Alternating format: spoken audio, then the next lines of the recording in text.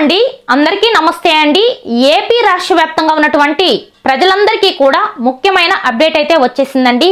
ఈ ఒక్క చిన్న పని కనుక మీరు చేయకపోతే సంక్షేమ పథకాలు అంటే ఏపీ రాష్ట్ర ప్రభుత్వం మీకు ఇవ్వబోయే పథకాలు ఏమి ఒక్కటి కూడా మీకైతే రాదు। ఈ చిన్న పని చేయకపోవడం వల్ల ఈ చిన్న మిస్టేక్ వల్ల మీ పథకాలన్నీ కూడా రద్దయితే అవుతాయి। సో ఆ చిన్న పని ఏంటి, అసలు మీరు చేస్తున్నారా లేదా ఇక్కడైతే మీరు తెలుసుకోవచ్చు। చేయకపోతే ఇమీడియట్లీగా మీరైతే చెయ్యండి। సో అదేంటనేది ఈ వీడియోలో నేను క్లియర్ అండ్ క్లారిటీగా చెప్తాను। సో దట్ ఎవరు కూడా స్కిప్ చేయకుండా చివరి వరకు చూడండి। వీడియో నచ్చితే తప్పకుండా లైక్ చేయండి। మీరు లైక్ చేయడం వల్ల ఈ వీడియో అనేది ఇంకొంతమందికి రీచ్ అవుతుంది। అలాగే మన ఛానల్ని కొత్తగా చూస్తున్నట్లయితే సబ్స్క్రైబ్ చేసుకోండి। మీరు సబ్స్క్రైబ్ చేసుకోవడం వల్ల ఇట్లాంటి గవర్నమెంట్ నుంచి వచ్చే ప్రతి అప్డేట్ కూడా మీకోసం అయితే అందిస్తూ ఉంటాను। సో దట్ ఎవరు కూడా స్కిప్ చేయకుండా చివరి వరకు చూడండి, ఓకేనండి। మరి లేట్ చేయకుండా వీడియోలోకి అయితే వెళ్ళిపోదాము। ఏపీ రాష్ట్ర వ్యాప్తంగా ప్రజలందరూ కూడా హౌస్ హోల్డ్ మ్యాపింగ్ అనేది ఖచ్చితంగా చేసుకోవాలి। ఇది చెయ్యకపోవడం వల్ల మీరు కనుక ఇది చెయ్యకపోతే మీకు ప్రభుత్వం ఇచ్చే ఎలాంటి పథకాలు కూడా రావు। మరి ముఖ్యంగా ఇప్పుడైతే ప్రతి ఒక్కరికి కూడా వర్క్ ఫ్రమ్ హోమ్ ఈ జాబ్స్ అయితే ఇస్తున్నారు కదా, దీనికి సంబంధించి చాలా మంది అయితే మా పేర్లు రాలేదు అని అయితే అడుగుతూ ఉన్నారు। సో ఇదేనన్నమాట కారణం। ఎవరైతే హౌస్ హోల్డ్ మ్యాపింగ్ అనేది చేయలేదో వాళ్ళ పేర్లన్నీ కూడా ఇలా మనకు ప్రభుత్వం నుంచి ఎలాంటి అవకాశాలు వచ్చినా కూడా అసలు రావు। అలాగే ఈ మ్యాపింగ్లో వచ్చేసి మీకు మీ కుటుంబంలో అందరూ జాయిన్ అయ్యి ఇంకొకరు మిస్ అయినా సరే దాన్ని మీరే కూడా మీ ఫోన్లో కూడా చేసుకోవచ్చు।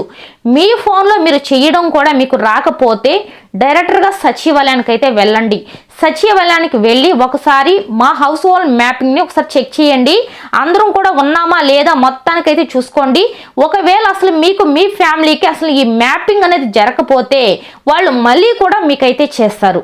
ఈ మ్యాపింగ్ కోసం ఏం లేదు, మీ ఫ్యామిలీ మెంబర్స్ అందరూ కూడా తంబ్ అయితే పెట్టాలి, మీ ఆధార్ కార్డు ఉండాలి, మీ పాస్ ఫోటో కూడా ఉండాలి, ఇంకా తంబ్ అనేది పెట్టాలి। ఇలా పెట్టడం వల్ల సో ప్రభుత్వం నుంచి వచ్చే ప్రతి ఒక్క పథకాలు ఎలాంటి సమస్య లేకుండా, అంటే మీకు ఆధార్ కార్డులో మీ పేరు అనేది తప్పున్నా, రేషన్ కార్డులో మీ పేరు అనేది తప్పున్నా, ఈ హౌస్ హోల్డ్ మ్యాపింగ్లో మాత్రం ఎలాంటి తప్పు ఒప్పులు ఉండవు, అన్నీ కూడా పర్ఫెక్ట్గా వస్తాయి అన్నమాట। ఈ మ్యాపింగ్ అనేది ఖచ్చితంగా చేయించుకోండి। ఈ మ్యాపింగ్లో మీరు ఎవరు ఏది చేయకపోయినా సరే మ్యాపింగ్ అనేది మీరు చేయకపోతే ప్రభుత్వం నుంచి వచ్చే పథకాలు అమ్మఒడి కావచ్చు, రైతన్నలకు అన్నదాత సుఖీభవ కావచ్చు, మహిళలకు 1500 కావచ్చు, ఉచిత బస్ కావచ్చు, ఫ్రీ సిలిండర్ కావచ్చు, ఇట్లాంటివన్నీ కూడా మీకు రావు। అది కాకుండా చాలా మంది ఫ్రీ సిలిండర్కి డబ్బులు పడలేదని అయితే చాలా మంది చెప్పారు కదా, సో ఇదన్నమాట మిస్టేక్। ఈ హౌస్ హోల్డ్ మ్యాపింగ్ అనేది చేయకపోయినా సరే మీ పేరు అనేది ప్రభుత్వం లిస్టులో అయితే ఉండదన్నమాట। ఆ లిస్టులో అనేది మీరు లేకపోతే ఇట్లాంటి సమస్యలన్నీ కూడా వస్తాయన్నమాట। సిలిండర్ డబ్బులు అయితే చాలా మందికి అయితే పడలేదు కదా, సో ఇది ప్రాబ్లం అన్నమాట। అలాగే చాలా మంది వర్క్ ఫ్రమ్ హోమ్ జాబ్స్ అని చెప్పేసి మనకు సచివాలయం సిబ్బందులు సర్వేకి అయితే ఇంటింటికైతే వాళ్ళే వస్తున్నారు కదా, సో అప్పుడు కూడా చాలా మందికి భార్యకుంటే భర్త ఉండటం లేదు, భర్తకుంటే భార్య పేరు ఉండటం లేదు। అలాంటప్పుడు కూడా వాళ్ళందరికీ కూడా ఇదే అన్నమాట ప్రాబ్లం। ఏం లేదు, మీరైతే అప్పుడప్పుడు మీ ఆధార్ కార్డు కూడా అప్డేట్ చేస్తూ ఉండాలి। అప్డేట్ చేయాలి అంటే సచివాలయానికి వెళ్తే వాళ్ళే మీకు అప్డేట్ అయితే చేసేస్తారు।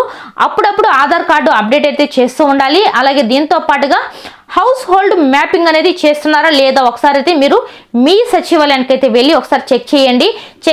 అసలు ఏం అవసరం లేదు, మీరు అక్కడికి వెళ్ళి మీ సచివాలయానికి వెళ్ళి హౌస్ హోల్డ్ మ్యాపింగ్ అనేది మాకు జరుగుందా లేదా సో మీరైతే వెళ్ళండి।